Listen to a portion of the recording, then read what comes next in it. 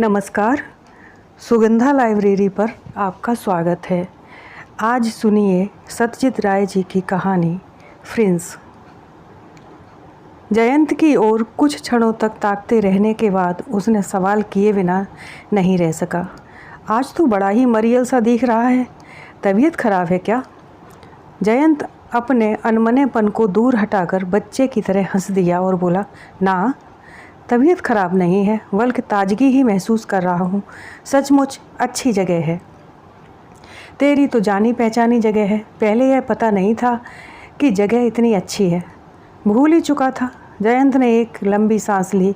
इतने दिनों के बाद धीरे धीरे सब कुछ याद आ रहा है। बंगला पहले के जैसा ही है। कमरों में भी कोई खास परिवर्तन नहीं किया गया है। फर्नीचर भी पुराने ज़माने का ही है, जैसे बेंत की है टेबल और कुर्सियाँ। बेरा ट्रे में चाय और बिस्कुट ले आया। कुल मिलाकर अभी 4 ही बजे हैं, पर धूप ढलने लगी है। चायदानी से चाय ढालते ढालते मैंने कहा, कितने दिन बाद यहाँ आना हुआ? जयंत ने कहा, 31 साल के बाद। तब मैं 6 साल का था। हम लोग जहाँ बैठे हैं वह है बूंदी शहर के सर्किट हाउस का बगीचा। आज सवेरे हम यहाँ पहुँचे हैं। जयंत मेरा बचपन का मित्र है। हम एक ही स्कूल और एक ही कॉलेज के सहपाठी रह चुके हैं। आजकल वह एक अखबार के संपादकीय विभाग में नौकरी करता है और मैं एक स्कूल में शिक्षक का काम। नौकरी जीवन में हम लोगों के अलगाव आ जाने पर भी हमारी दोस्ती ज्यों की त्यों बनी है। हम लोगों ने बहुत पहले ही राजस्थान के भ्रमण करने की योजना बनाई थी। दोनों को एक साथ छुट्टी मिलने में असुविधा हो रही थी। आज इतने दिनों के बाद यह संभव हुआ है। साधारण आदमी राजस्थान आते हैं तो शुरू में जयपुर, चित्तौड़ और उदयपुर ही देखते हैं, मगर जयंत पहले से ही बूंदी जाने का दबाव डाल रहा था। मैंने भी आपत्ति नहीं की, क्योंकि बचपन में मैंने रविंद्रनाथ की बूंदी का किला कविता पढ़ी थी और उस किले को इतने दिनों के बाद देखने का मौका मिला। ज़्यादातर आदमी बूंदी नहीं आते, लेकिन इसके माने ये तो नहीं कि यहाँ देखने लायक कोई चीज़ ही नहीं है। ऐतिहासिक घटना की दृष्टि से विचार किया जाए तो उदयपुर, जोधपुर और चित्तौड़ का बहुत महत्व है, मगर सौंदर्य के लिहाज से बूंदी किसी से कम नहीं है। जयंत ने जब बूंदी के बारे में इतना जोर डाला था तो मुझे अजीब जैसा लगा था। जब ट्रेन से आने लगा तो इसका कारण मालूम हुआ। बचपन में एक बार वह बूंदी आ चुका है, इसलिए उन पुरानी यादों के साथ नए सिरे से मिलान करने के लिए उसके मन में इच्छा जोर मार रही थी। जयंत के पिता अमियदास गुप्ता पुरातत्व विभाग में काम करते थे, इसलिए उन्हें बीच बीच में ऐतिहासिक स्थानों का भ्रमण करना पड़ता था। इसी सिलसिले में जयंत भी बूंदी हो आया था। सर्किट हाउस वास्तव में बहुत ही खूबसूरत है। अंग्रेज़ों के ज़माने का है, 100 साल से कम पुराना न होगा। 1 मंजिला भवन, टाइल की छावनी की हुई ढालू छत, कमरे ऊंचे ऊंचे, ऊपर की तरफ स्काईलाइट है जिसे रस्सी खींचकर इच्छा अनुसार खोला या बंद किया जा सकता है। पूरब की ओर बरामदा है। उसके सामने के विशाल अहाते की क्यारियों में गुलाब के फूल खिले हुए हैं। बगीचे के पीछे के हिस्से में नाना प्रकार के बड़े बड़े पेड़ हैं, जिन पर अनगिनत चिड़ियाँ बैठी रहती हैं। तोते भी हैं। मयूर का भी स्वर बीच बीच में सुनाई पड़ता है। तब इतनी बात ज़रूर है कि वह स्वर अहाते के बाहर से आता है। हम सुबह पहुंचने के साथ ही एक बार शहर की परिक्रमा कर चुके हैं। पहाड़ पर बूंदी का विख्यात किला है। आज दूर से देख रहे हैं, कल हम अंदर जाकर देखेंगे। शहर में बिजली के खंभे नहीं होते तो लगता हम जैसे प्राचीन राजपूत युग में चले आए हैं। सड़कें पत्थर की बनी हैं। मकानों के सामने 2 मंजिले से टंगे हुए नक्काशी किए हुए बरामदे हैं। लकड़ी के दरवाज़ों पर भी निपुण हाथों से नक्काशी की गई है। देखकर यह लगता ही नहीं है कि हम यांत्रिक सभ्यता के युग में वास करते हैं। यहाँ आने पर मैंने गौर किया कि जयंत आम तौर से जितनी बातें करता है उसकी तुलना में यहाँ कम बातें करता है। हो सकता है बहुत पुरानी यादें उसके मन में लौटकर आ रही हैं। बचपन के किसी पहचाने स्थान में बहुत दिनों के बाद आने से मन उदास हो जाना कोई आश्चर्य की बात नहीं है। और जयंत आम लोगों से ज़रा अधिक ही भावुक है, यह बात सभी को मालूम है। चाय की प्याली हाथ से नीचे रखकर जयंत ने कहा, मालूम है शंकर, बात बड़ी अजीब है। शुरू में जब यहाँ आया था इन कुर्सियों पर मैं पाँव मोड़कर बाबू साहब की तरह बैठा करता था। लगता मैं किसी सिंहासन पर बैठा हुआ हूँ। अब देख रहा हूँ कुर्सियाँ लंबाई चौड़ाई में बड़ी नहीं हैं और देखने में भी अत्यंत साधारण है। सामने जो ड्राइंग रूम है इससे दोगुना प्रतीत होता था। आज मैं यहाँ आज नहीं आता तो बचपन की धारणाएं ज्यों की त्यों बनी रहती। मैंने कहा स्वाभाविक यही है, बचपन में हम छोटे रहते हैं, उसके अनुपात में आसपास की चीज़ें बड़ी लगती हैं। उम्र के साथ साथ हम भी बढ़ते जाते हैं मगर चीज़ें तो नहीं बढ़ती। चाय पीना खत्म कर बगीचे में चहलकदमी करते करते जयंत एकाएक ठिठक कर खड़ा हो गया और बोला, देवदारू। उसकी बात सुनकर मैंने अवाक होकर उसकी ओर देखा। वह फिर बोल उठा, देवदारू का एक पेड़ उधर होना चाहिए था। यह कहकर वह तेजी से पेड़ पौधों के बीच से होता हुआ अहाते के कोने की ओर बढ़ गया। अचानक जयंत को देवदारू के एक पेड़ की बात याद क्यों आ गई। कुछ सेकंड के बाद जयंत का उल्लसित कंठ स्वर सुनाई पड़ा, है, इट्स हियर, जहाँ था वहीं है। मैंने आगे बढ़कर कहा, अगर पेड़ रहा होगा तो वह जिस जगह था वहीं होगा। पेड़ चहलकदमी नहीं करता है। जयंत ने ऊब के साथ सिर हिलाते हुए कहा, वही है से मेरा मतलब यह है कि पेड़ ने अपनी जगह बदल ली है। मतलब यह है कि मैंने पेड़ के जहाँ होने का अनुमान लगाया था वही है। लेकिन पेड़ की बात तुझे अचानक क्यों याद आ गई। जयंत कुछ देर तक भौं सिकोड़े एकटक पेड़ की ओर देखता रहा। उसके बाद आहिस्ता से सिर हिलाकर बोला, वह बात अब याद नहीं आ रही है। किसी कारणवश मैं उस पेड़ के पास गया था और वहाँ जाकर कुछ किया था। एक अंग्रेज ना, कुछ भी याद नहीं आ रहा। मेमोरी का मामला है, सचमुच बहुत अजीब। यहाँ का बावर्ची अच्छी रसोई बनाता है। रात में डाइनिंग रूम में ओवल शेप टेबल पर बैठकर जयंत ने खाना खाते खाते कहा था, उन दिनों जो बावर्ची था उसका नाम था दिलवार। उसके बाएं गाल पर दाग था, छुरी का दाग, और उसकी आंखें हमेशा गुड़हल के फूल की तरह लाल रहती थीं, मगर रसोई बहुत उम्दा पकाता था। खाना खाने के बाद जयंत जब सोफे पर बैठा तो उसे धीरे से और भी पुरानी बातें याद आने लगी। उसके पिताजी किस सोफे पर बैठकर चुरुट पीते थे, माँ कहाँ बैठकर स्वेटर बुनती थी, टेबल पर कौन सी पत्रिकाएं पड़ी रहती थी, सारी बातें उसे याद आ गई। और इसी तरह उसे पुतली की बात भी याद आ गई। पुतली का मतलब लड़कियों की डील पुतली नहीं। जयंत के मामा ने स्विट्ज़रलैंड से 10-12 इंच लंबी स्विस पोशाक पहने एक बूढ़े की मूर्ति लाकर उसे दी थी। देखने में वह एक छोटे से जीवित आदमी की तरह लगती थी। अंदर कल कब्जा नहीं था, मगर हाथ पांव उंगलियां और कमर इस तरह बनी थी कि इच्छा अनुसार उसे घुमाया फिराया जा सकता था। चेहरे पर हमेशा एक हंसी तैरती रहती थी। सिर पर एक छोटी सी स्विस पहाड़ी टोपी थी जिस पर पंख खुसे थे। इसके अलावा पोशाक में भी कहीं कोई त्रुटि नहीं थी। बेल्ट, बटन, पॉकेट, कॉलर, मोजा, जहाँ तक कि जूते के बक्कल भी त्रुटिहीन थे। पहली बार जब जयंत बूंदी आया था तो उसके कुछ पूर्व ही उसके मामा बिलायत से लौटकर आए थे और उन्होंने जयंत को वह पुतली दी थी। स्विट्ज़रलैंड के किसी गांव में एक बूढ़े से उन्होंने पुतली खरीदी थी। बूढ़े ने मजाक में कहा था कि उसका नाम फ्रिंस है और इसी नाम से उसे पुकारना, दूसरे नाम से पुकारोगे तो जवाब नहीं मिलेगा। जयंत ने कहा, बचपन में मुझे कितने ही खिलौने मिले थे। माँ बाप की एकमात्र संतान रहने के कारण उन्होंने इसकी कोई कमी नहीं रहने दी, मगर मामा ने जब मुझे फ्रिंस को दिया तो मैं अपने तमाम खिलौनों को भूल बैठा। रात दिन उसी को लेकर पड़ा रहता है। यहाँ तक कि एक ऐसा वक्त आया जब मैं फ्रिंस से घंटों बातचीत करने लगा। बात बेशक एक तरफा रहती थी, मगर फ्रिंस के चेहरे पर एक ऐसी हंसी और आँखों की दृष्टि में एक ऐसा भाव रहता था कि मुझे लगता वह मेरी बात समझ लेता है। कभी कभी मुझे ऐसा भी मालूम होता कि मैं बांग्ला के बजाय अगर जर्मन भाषा में बातचीत कर सकता तो बातचीत का सिलसिला एक तरफा न होकर दो तरफा हो जाता। अभी सोचता हूँ तो लगता है कि वह बचपना और पागलपन था, मगर उन दिनों यह बात मेरे लिए एकदम यथार्थ जैसी थी। माँ और बाबूजी मना करते थे, मगर मैं किसी की भी बात पर कान नहीं देता था। तब मैंने स्कूल जाना शुरू नहीं किया था, इसलिए प्रिंस को समय न दे पाने का कोई सवाल ही पैदा नहीं होता था।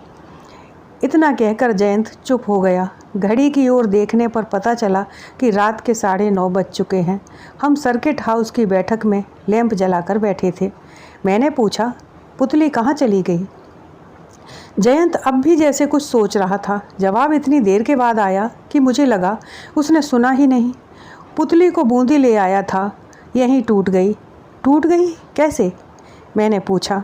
जयंत ने एक लंबी सांस ली और कहा, एक दिन हम बाहर बरामदे में बैठकर चाय पी रहे थे। पुतली को बगल में घास पर रख दिया था। पास ही बहुत से कुत्ते जमा हो गए थे।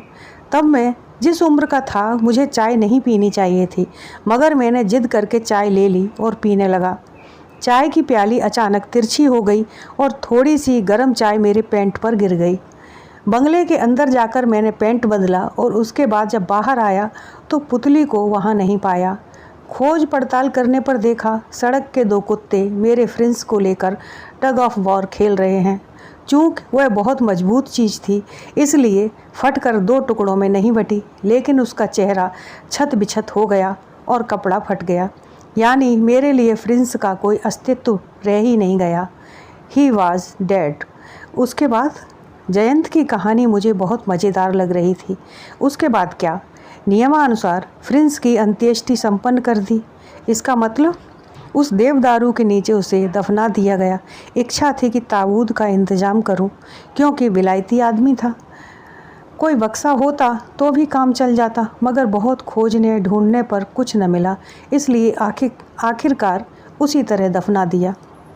इतनी देर के बाद देवदारू के पेड़ का रहस्य मेरे सामने स्पष्ट हुआ। 10 बजने पर हम सोने चले गए। एक खासे बड़े बेडरूम में अलग अलग 2 पलंगों पर हमारे बिस्तर बिछे थे। कलकत्ते में पैदल चलने का अभ्यास नहीं था। एक तो यूं ही थकावट महसूस हो रही थी और उस पर डनलप पिलो, माथे के नीचे तकिया रखते ही 10 मिनट के अंदर नींद ने मुझे अपनी बाहों में भर लिया। तब रात कितनी हो चुकी थी पता नहीं, किसी चीज़ की आवाज़ से नींद टूट गई। बगल की तरफ मुड़ने पर जयंत को बिस्तर पर बैठा हुआ पाया। उसकी बगल में टेबल लैंप जल रहा था। उसकी रोशनी में जयंत के चेहरे पर घबराहट दिख रही थी। मैंने पूछा, क्या हुआ? तबीयत खराब है? इस बात का जवाब न देकर जयंत एक दूसरा ही सवाल पूछ बैठा। सर्किट हाउस में बिल्ली या चूहा जाती है कोई चीज़ है? मैंने कहा, रहे तो इसमें कोई आश्चर्य की बात नहीं है, मगर तुम ऐसा क्यों पूछ रहे हो? छाती पर चढ़कर कोई चीज़ गई है इसलिए मेरी नींद टूट गई। मैंने कहा, चूहा आम तौर से नाली से आता है। इसके अलावा मुझे यह मालूम नहीं कि चूहा खाट पर चढ़ता है या नहीं। जयंत ने कहा, इसके पहले भी एक बार मेरी नींद टूट चुकी है। तब खिड़की से खच खच जैसी आवाज़ आ रही थी। अगर खिड़की से आवाज़ आई है तो ज़्यादा संभावना बिल्ली की ही हो सकती है। मगर जयंत ने मन से खटका दूर नहीं हो रहा था। मैंने कहा, रोशनी जलाने पर किसी चीज़ पर नज़र नहीं पड़ी? नथिंग। इतना ज़रूर है कि नींद खुलते ही बत्ती नहीं जलाई थी। शुरू में अचकचा उठा। सच कहूँ थोड़ा थोड़ा डर भी लग रहा था। रोशनी जलाने के बाद किसी चीज़ पर नज़र नहीं पड़ी, इसका मतलब यह है कि कोई चीज़ अगर आई होगी तो वह कमरे के अंदर ही होगी। सो दरवाज़ा जबकि बंद है। मैं तुरंत बिस्तर के नीचे उतर आया और घर के हर कोने में, खाट के नीचे, सूटकेस के पीछे की ओर खोज पड़ताल की। कहीं कुछ नहीं था। बाथरूम के पल्ले उड़के हुए थे। मैं उनके भीतर भी खोजने लगा। तभी जयंत ने धीमी आवाज़ में मुझे पुकारा, शंकर। मैं कमरे के अंदर लौट आया। देखा जयंत अपनी रजाई के सफ़ेद खोल की तरफ देख रहा है। मैं उसके पास गया तो उसने रजाई के एक हिस्से को रोशनी की तरफ बढ़ाकर कहा, देखो तो यह क्या है?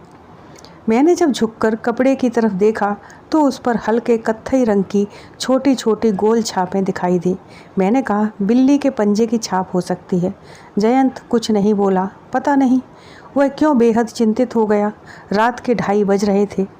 इतनी कम नींद से मेरी थकावट दूर नहीं होती है। इसके अलावा कल दिन भर चक्कर लगाना है, इसलिए यह कहकर मैं बगल में ही हूँ। भय का कोई कारण नहीं है कि छाप पहले भी हो सकती है। मैंने उसे आश्वासन दिया और बत्ती बुझाकर फिर से लेट गया। मुझे इसमें संदेह नहीं था कि जयंत ने जो कुछ कहा है वास्तव में वह सब उसने सपने में देखा है। बूंदी आने पर उसे पुरानी बातें याद आ गई हैं और वह मानसिक तनाव में जी रहा है। इसी से बिल्ली के चलने का सपना देखा होगा।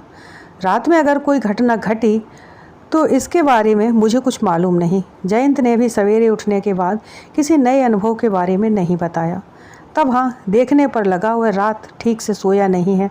मैंने मन ही मन तय किया कि मेरे पास जो नींद की टिकिया है, आज रात सोने के पहले एक टिकिया जयंत को खिला दूंगा। अपनी योजना के अनुसार हम नाश्ता पानी करके 9 बजे बूंदी का किला देखने चले गए। गाड़ी का इंतजाम पहले से ही कर लिया गया था। किले के पास पहुंचते ही 9:30 बज गए। यहाँ आने पर भी जयंत को बचपन की सारी बातें याद आने लगीं। उसका सौभाग्यवश पुतली से कोई रिश्ता नहीं था। सच कहूँ, जयंत का बचपना आनंद देखकर लग रहा था कि वह पुतली की बात भूल चुका है। वह एक एक चीज़ को देखता है और चिल्ला उठता है। गेट के ऊपर वही हाथी है, यह वही चांदी का पलंग और वही सिंहासन, यह वही दीवार पर उकेरा हुआ चित्र है। मगर 1 घंटा बीतते न बीतते उसका उत्साह ढीला पड़ने लगा। मैं इतना तन्मय था कि शुरू में इसे समझ नहीं सका। एक लंबी कोठरी में चहलकदमी कर रहा था और सीलिंग के झाड़ फानूसों को गौर से देख रहा था कि तभी याद आया, जयंत मेरे पास नहीं है। वह कहाँ गया? हमारे साथ एक गाइड था। उसने कहा, बाबू बाहर छत की तरफ गए हैं। दरबार घर देखकर जब मैं बाहर आया तो जयंत को थोड़ी दूर पर छत की ओर दीवार के पास अनमना सा खड़ा पाया। वह चिंता में इतना डूबा था कि जब मैं उसकी बगल में जाकर खड़ा हुआ तो उसकी स्थिति में कोई परिवर्तन नहीं आया। अंत में जब मैंने नाम लेकर उसे पुकारा तो वह चौंक उठा। मैंने कहा, तुझे क्या हुआ है? ठीक ठीक बता। इतनी खूबसूरत जगह आकर भी तू मुँह सीकर चुपचाप पड़ा रहेगा तो मुझसे यह बर्दाश्त नहीं होगा। जयंत ने इतना ही कहा। तेरा देखना खत्म हो चुका? फिर अब मैं अकेला होता तो ज़रूर ही कुछ देर तक और रुकता, लेकिन जयंत की भाव भंगिमा देखकर सर्किट हाउस लौटना ही तय किया। पहाड़ पर जो रास्ता बना हुआ है वह शहर की तरफ चला गया है। हम दोनों चुपचाप गाड़ी के पिछले हिस्से में बैठे। जयंत को मैंने सिगरेट ऑफ़र की, परंतु उसने नहीं ली। उसके अंदर एक दबी हुई उत्तेजना थी जो उसके हाथों की हरकत से जाहिर हो रही थी। कभी वह खिड़की पर हाथ रखता, कभी गोद में, फिर उंगलियों को मटकाता है या नाखून दांत से काटता है। यूँ जयंत एक शांत आदमी है। उसे छटपटाते हुए देखकर मैं अशांति का अनुभव कर रहा था। 10 मिनटों तक जब यही सिलसिला चलता रहा तो मैं चुप नहीं रह सका। कहा, अपनी दुश्चिंता का कारण मुझे बता दे, हो सकता है तेरा कुछ उपकार हो जाए। जयंत ने सिर हिलाकर कहा, कहने से कोई फ़ायदा नहीं है, क्योंकि कहूँगा तो तू यकीन नहीं करेगा। यकीन ना भी हो पर उस विषय पर तुझे विचार विमर्श तो अवश्य कर सकता हूँ। कल रात फ्रिंस हमारे कमरे में आया था। रजाई पर फ्रिंस के पैरों की ही छाप थी। इस बात पर जयंत के कंधों को झकझोरने के अतिरिक्त मुझे कुछ दूसरा काम नहीं करना चाहिए था। जिसके दिमाग में इस तरह की अजीब धारणा जड़ जमा कर बैठ गई है, उसे क्या कुछ कहकर समझाया जा सकता है। फिर भी मैंने कहा, तूने अपनी आँखों से तो कुछ नहीं देखा? नहीं। तब इतनी बात ज़रूर है कि छाती पर जो चीज़ चल रही थी वह चौपाया न होकर 2 पाया था। यह बात मैं साफ साफ समझ रहा था। सर्किट हाउस के पास आकर गाड़ी से उतरते समय तय किया कि जयंत को नर्व टॉनिक किस्म की कोई चीज़ दूंगा। सिर्फ नींद की टिकिया से काम नहीं चलेगा। बचपन की एक साधारण स्मृति 37 साल के जवान को इतना परेशान करेगी, यह किसी भी हालत में नहीं होने देना चाहिए। कमरे के अंदर आने पर मैंने जयंत से कहा, 12 बज चुके हैं, अब स्नान कर लेना चाहिए। जयंत ने कहा, पहले तू हुआ, और पलंग पर लेट गया। स्नान करते करते मेरे मन में एक विचार आया। जयंत को स्वाभाविक स्थिति में लाने का यही उपाय है। जो विचार आया वह यह है कि अगर पुतली को किसी खास जगह में दफनाया गया है और उस जगह की जानकारी है तो वहाँ मिट्टी खोदने पर पुतली चाहे पहले की हालत में ना भी मिले मगर उसका कुछ ना कुछ अंश तो मिल ही जाएगा। कपड़े लत्ते ज़मीन के तले 30 साल के बाद नहीं रह सकते, मगर धातु की चीज़ें जैसे फ्रिंस के बेल्ट का बक्कल, कोट के पीतल के बटन अगर बरकरार हों तो इसमें कोई अचरज की बात नहीं है। जयंत को अगर दिखाया जाए कि उसकी लाडली पुतली की केवल वे ही चीज़ें बची हुई हैं और बाकी सब मिट्टी में समा गई हैं तो हो सकता है कि उसके मन से यह ऊट पटांग धारणा दूर हो जाए। अगर ऐसा नहीं किया जाए तो वह हर रोज़ अजीब अजीब सपना देखेगा और सुबह उठकर कहेगा कि फ्रिंस मेरी छाती पर चल रहा था। इस तरह उसका दिमाग कहीं ख़राब ना हो जाए। यह बात जब मैंने जयंत से कही तो लगा उसे मेरा विचार पसंद आया है। कुछ देर तक खामोश रहने के बाद वह बोला, खोदेगा कौन? कुदाल कहाँ मिलेगा? मैंने हंसकर कहा, जब इतना बड़ा बगीचा है तो माली होगा ही, और माली रहने का मतलब है कुदाल भी है। उसे हम कुछ बख्शीश दें तो मैदान की थोड़ी सी मिट्टी खोदने में वह आनाकानी नहीं करेगा। जयंत तुरंत राजी हो गया। इसके बाद मैंने भी कुछ न कहा। एक दो बार जब और डांट पिलाई तो वह नहा धोकर आया। भोजन पसंद आदमी रहने पर भी दोपहर में 2 अदद रोटी और मांस के शोरबे के अतिरिक्त उसने कुछ खाया ही नहीं। खाना खाने के बाद हम बगीचे की तरफ के बरामदे में कुर्सी पर पहुंच गए। हम दोनों के सिवा सर्किट हाउस में कोई नहीं है। दोपहर में भी सन्नाटा छाया हुआ है। दाहिनी ओर रोड़े बिछे रास्ते के किनारे एक गुलमोहर के पेड़ पर कई हनुमान बैठे हैं। बीच बीच में उनकी हुप हुप की आवाज़ सुनाई देती है। 3 बजने पर एक पगड़ीधारी आदमी हाथ में झाड़ी लिए बगीचे में आया। उम्रदराज आदमी है, बाल मूछें और गलपट्टे सफ़ेद हो चुके हैं। तुम कहोगे या मैं कहूँ? जयंत के सवाल पर मैंने आश्वासन की मुद्रा में हाथ उठाकर इशारा किया और कुर्सी छोड़कर सीधे माली के पास चला गया। मिट्टी खोदने के प्रस्ताव पर माली ने शुरू में मेरी ओर संदेह भरी निगाहों से देखा। समझ गया मेरा प्रस्ताव इसके पहले किसी ने उसके सामने नहीं रखा है। उसके काहे बाबू वाले सवाल पर मैंने उसके कंधे पर हाथ रखकर मीठे स्वर में कहा, कारण अगर न जान सके तो हर्ज ही क्या है? 5 रुपये बख्शीश दूंगा। जो कह रहा हूँ कर दो। कहना न होगा कि इस पर माली न केवल राजी हुआ बल्कि दांत निपोर कर सलामी ठोंकी और ऐसा भाव दिखाया जैसे वह हमारा खरीदा हुआ गुलाम हो। बरामदे में बैठे जयंत को मैंने हाथ के इशारे से बुलाया। वह कुर्सी छोड़कर मेरे पास चला आया। निकट आने पर देखा उसका चेहरा अस्वाभाविक तौर पर बुझा हुआ है। मुझे उम्मीद हुई कि खोदने के बाद पुतली का कुछ न कुछ अंश तो मिल ही जाएगा। इस बीच माली कुदाल ले आया है। हम तीनों देवदारू के पेड़ की ओर जाने लगे। पेड़ के तने के लगभग 1.5 हाथ दूर एक स्थान की ओर हाथ से इशारा करता हुआ जयंत बोला, यहीं। ठीक ठीक याद है ना? मैंने पूछा। जयंत ने कहा, कुछ नहीं, सिर्फ माथे को एक बार हिलाकर हामी भरी। कितने नीचे गाड़ा था? 1 बित्ता तो होगा ही। माली बेझिझक उस स्थान को खोदने लगा। आदमी रसिक मालूम होता है। खोदते खोदते पूछा कि ज़मीन के नीचे धन दौलत है या नहीं, और अगर है तो उसे हिस्सा मिलेगा या नहीं। यह बात सुनकर यद्यप मैं हंस पड़ा, लेकिन जयंत के चेहरे पर हंसी का कोई आभास नहीं देख पड़ा। अक्टूबर में बूंदी में गर्मी नहीं पड़ती है, मगर जयंत के कॉलर के नीचे का हिस्सा भीग गया है। वह एकटक जमीन की ओर देख रहा है। माली कुदाल चलाए जा रहा है। पुतली का कोई चिन्ह अभी तक क्यों नहीं दिखाई पड़ रहा है। एक मयूर की तेज आवाज़ सुनकर मैंने अपना सिर घुमाया। तभी जयंत के गले से एक अजीब आवाज़ निकली और मेरी आंखें तत्क्षण उसकी ओर चली गईं। उसकी आंखें जैसे छिटक कर बाहर निकल रही हों। दूसरे ही क्षण अपने कांपते हाथ को धीरे से बढ़ाकर तर्जनी से गड्ढे की ओर इशारा किया। उसकी उंगली भी कांप रही है। उसके बाद एक अस्वाभाविक शुष्क और भयावह स्वर में उसने पूछा, वह क्या चीज़ है? माली के हाथ से कुदाल जमीन पर गिर पड़ा।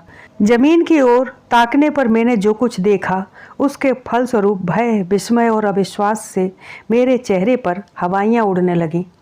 देखा गड्ढे के अंदर धूल से भरा हुआ 10-12 इंच का एक सादा समूचा नर कंकाल हाथ पैर फैलाए चित्त पड़ा है।